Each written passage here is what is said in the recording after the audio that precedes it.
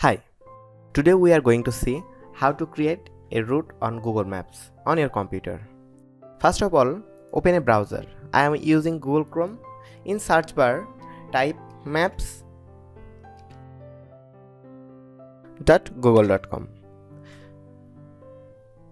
After this interface has come, you have to click on direction. First of all, you have to choose a point. I am choosing Newark.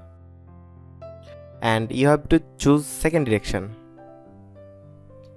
My second direction will be Italy.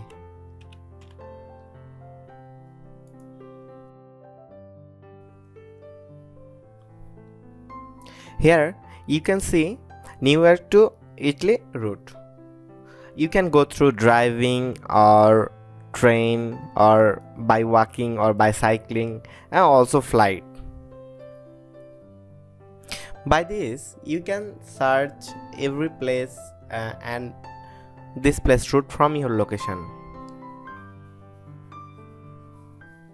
If you like this video, give the thumbs up and don't forget to subscribe and hit the bell icon. Thanks for watching.